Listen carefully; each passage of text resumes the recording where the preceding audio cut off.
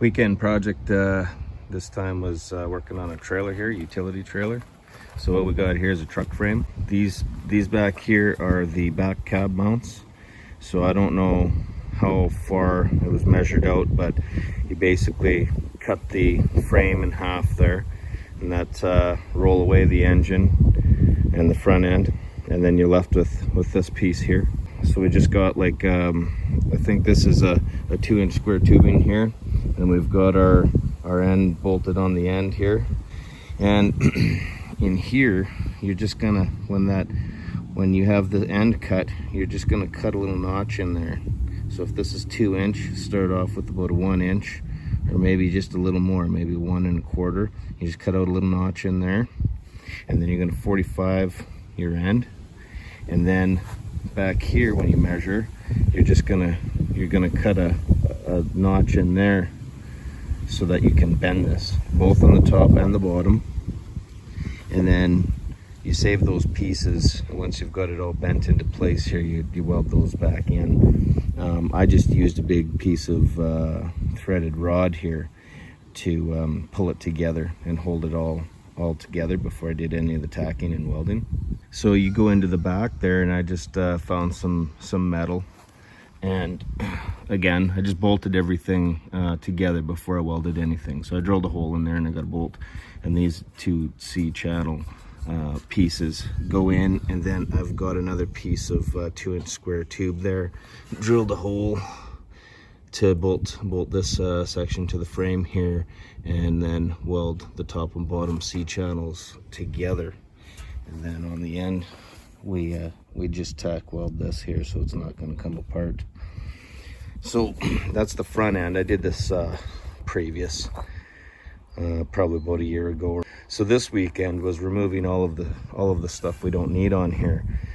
Fuel lines, brake lines, all the wiring, muffler brackets, anything and everything that doesn't need to be on there. Removed all that hardware, got rid of it. And then the trailer, usually what happens is we've got the rear axle, which is on the bottom side of the leaf springs. So then this thing is pretty high up. So I wanted to lower it, so as a utility trailer, it's going to be easier to use and work with.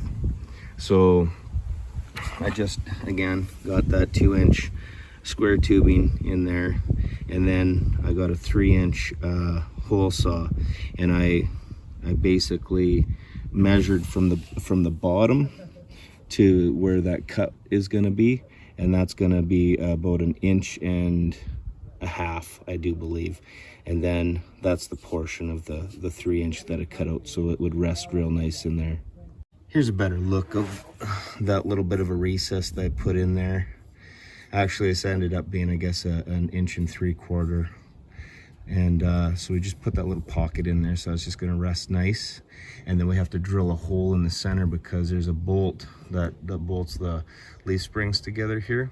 So this has to, I don't know if we can see it in there. That bolt has to come up through that hole, so you need to drill a hole in the center there.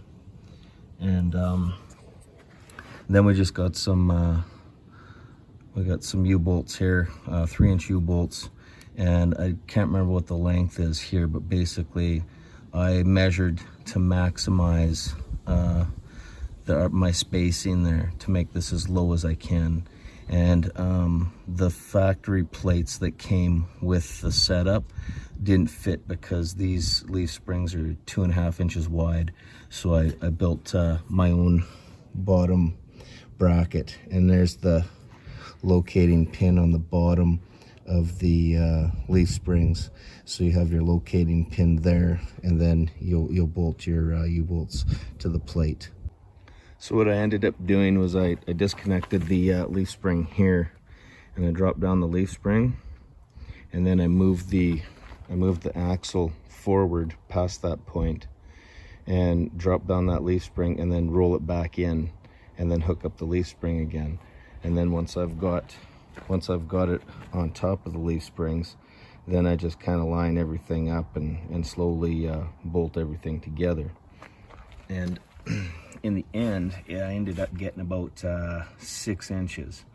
So over here on the frame with the tire was about 3 inches down from the top of the frame to where the top of the tire was, and now the tire is 3 inches higher than the top of the frame, so that ends up being about 6 inches. Technically, if you wanted to put this back to stock, it's a nothing burger, because all you got to do is I never welded that on there, and the reason I didn't weld that on is because when you get a four-wheel drive, they'll have a spacer block in there. It serves the same purpose, so there's really no need to weld it. As long as it fits in there, it's not going to come out, and bolted down tight, it shouldn't come out. If you wanted to put it back, you just take this out, and then you roll your axle and put it again back on the bottom the way it was before with the factory U-bolts, and it's back to what it was. In the end here, we still got to put the box on, and there's gonna be lots of room in the front here for, like, if we're gonna put a toolbox or some rigging or anything like that. I'm hoping once we get the box on there, it's gonna be nice and low and easy to use for utility.